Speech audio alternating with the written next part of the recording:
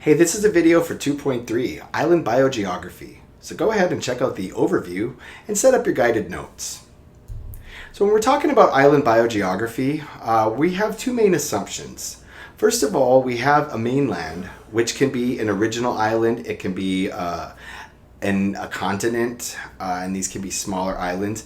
It could also be a forest, and these could be small little pockets of ecosystems. So it doesn't actually have to be a physical island. It can be just an area that's separated from the mainland. Now, one assumption is that close islands can support more species, and we assume this is because of migration. And the other one is that larger islands can support more species, and that's because there may be more resources available. So biodiversity is going to be indicated when it's closer to the mainland. You can have easy migration, which there may be more populations present. And with a larger island, like I said, you're going to have more resources, which can also support a larger population. And each of these can contribute to surviving environmental stressors because there will be more possibilities of favorable adaptations and more connections between organisms. So when we have a larger island, the species richness would increase, and that is the overall number of species. We're not talking about the species evenness. That's not necessarily directly related to the island size.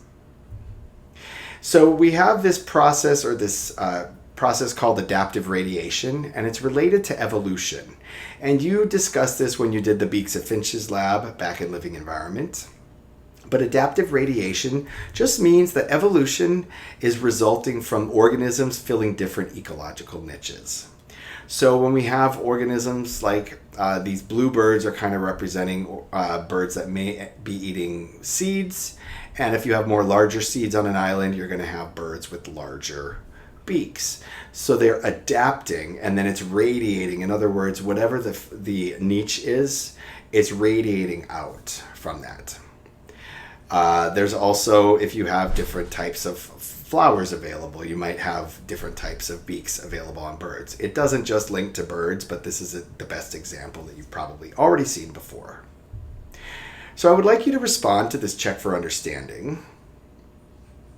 And finally, we're going to practice. Explain why larger parks in urban areas are likely to have more biodiversity. I hope that this video was informative. I thank you for your attention, and I will see you soon.